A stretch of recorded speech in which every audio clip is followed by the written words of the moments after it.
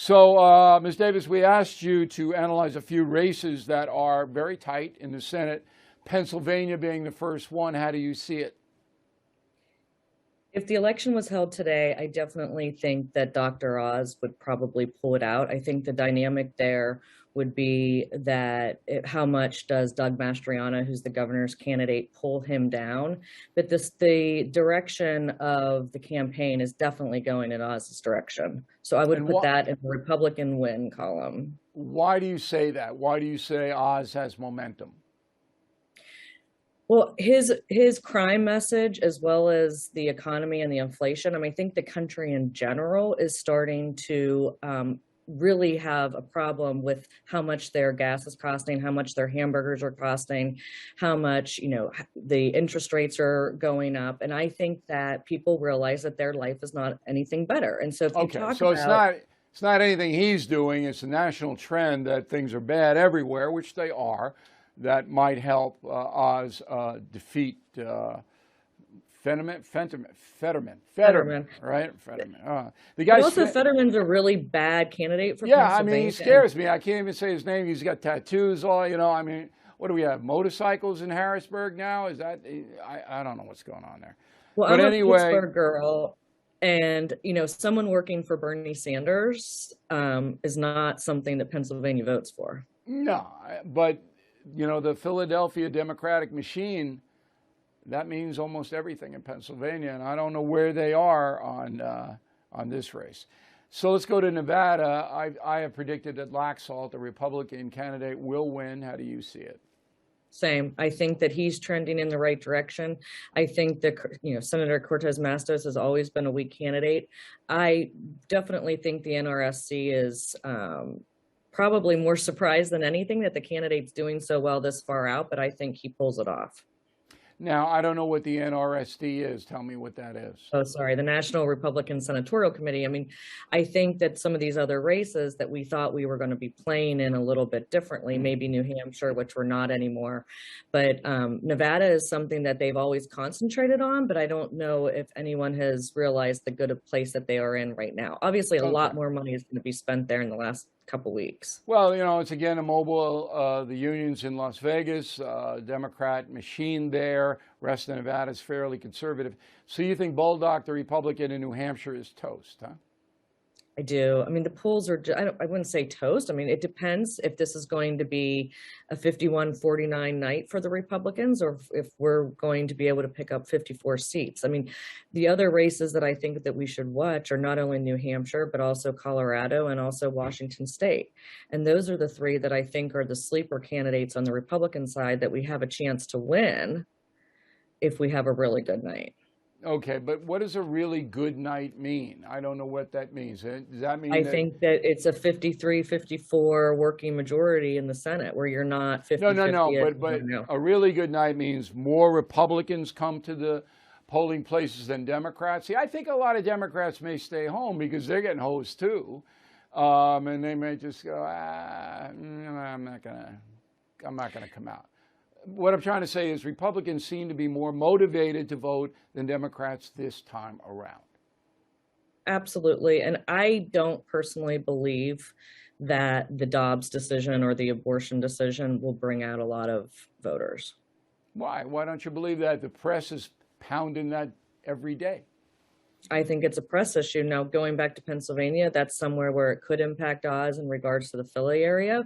But I think that there's few people that's the only issue they vote on, and most of the people are voting on not just rights conversation, but also women's rights conversation, but also their pocketbook.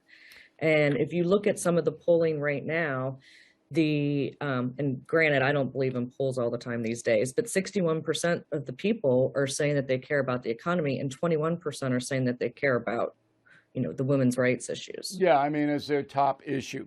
So Patty Murray, longtime, very liberal senator from Washington State, but you feel that she may lose? This is my sleeper race, and not just because Tiffany Smiley is a woman, as you started out the conversation, but she has been working this process for a year and a half. She didn't have an opponent, so she didn't have to spend money in the primary.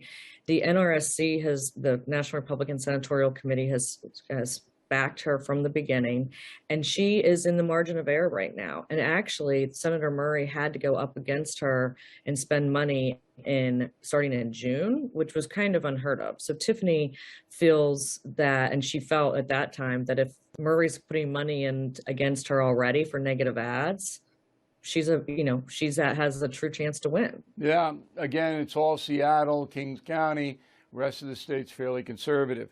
Now in Georgia, Walker, is making things very difficult for conservatives in Georgia with his personal life stuff. We are giving him due process, benefit of the doubt, but he looks weaker and weaker and weaker. What do you think? I agree with that. And I think this is out of Pennsylvania, Nevada, and Georgia, whoever will win the Senate will have 2 out of 3 of those states. And I would say Georgia would be the one that I would think we potentially could lose right now. I feel that Herschel had everything thrown against him in the primary and it really didn't stick. I'm not sure, and I don't think anyone is, if something 13 years ago is really going to impact him or not, or if it's going to make people believe that this is just dirty politics. But you had the evangelical community come out for him over the weekend and support him. So, I mean, if you look back at 2016 with Trump, I mean, everything that people would say, there's no way that the evangelical community, the conservative community could vote for him, and they still were able to come home to him. So I think it's going to be tough, but I'm not 100% sure that he's going to lose. I still think he could. But the problem is, though, we have that 50-50. He has to win by 50 plus 1. So we're probably going to go, no matter what, into a runoff situation in Georgia, which will mean if the Senate's close, we may not know who runs the Senate for another month till December. So on election day, it's not going to be, what is the bar where somebody has to win on election day in Georgia? In Georgia, it's 50% plus 1. So you have to win by over 50%. And so the runoff is, I think, exactly a month later, not 3 months later, like it was 2 years ago. You just have to go the cycle if they don't get 50% plus 1. Arizona, Kelly, it's popular down there. Although the debate, I understand, the Republican opponent won that debate. How do you see that race? I think Kari Lake, who is the governor candidate in Arizona, could actually be very beneficial to Blake Masters. I think that he is someone that she could help him, and she is someone that's kind of come out of nowhere over the last couple weeks. I don't think anyone thought that she would be doing as well as she is. She's actually pulling even, but I also think that Kelly's only up 2 or 3 points, which is a lot less than where he was before. And it was, again, that debate might have helped the Republican. Finally, Mark Levin on his radio program, which leads into my radio program on WABC in New York, was really excoriating Mitch McConnell yesterday for supporting Lisa Murkowski, the Republican senator from Alaska, because there is a more conservative candidate, Kelly Toshiba, I believe her name is, and McConnell is thrown in with Murkowski, who, as you know, is very, very liberal as a Republican. How do you see that race? I think Senator Murkowski definitely pulls it off. I think the new rank system voting is going to be a little bit tougher, but Leader McConnell is not going to go against his sitting senators. I think that he has every right to, whether he believes 100% in her votes, that he has every right to be able to support her as one of his sitting senators. All right. And I think he's the best name might be. Look what happened in that House race. Yeah, but you think Murkowski is going to win? You think that she'll win outright in Alaska?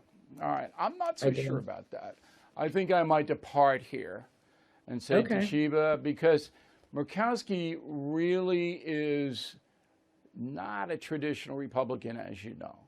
And in the abortion and in the Trump situation, and Alaska, very, very small state and very conservative state. So I'm going to go against you there. But Ms. Davis, we really appreciate your analysis. And in the end, do you think the Senate will be in Republican hands? I do. And also just remember that we did lose a House seat in Alaska a few weeks ago to a Democrat. Yeah, only because there was a four-tier voting process that no one understands that holds Sarah Palin. If it were just the Republican against the Democrat, the Republican would have won. Either way, I hope we keep the seat in Republican one way or the other. Yeah, well, I think that's a fait accompli in Alaska. Exactly. But I don't know if Murkowski is going to overcome Toshiba. All right, that was a really good interview, Ms. Davis. Thank you very much for helping us out.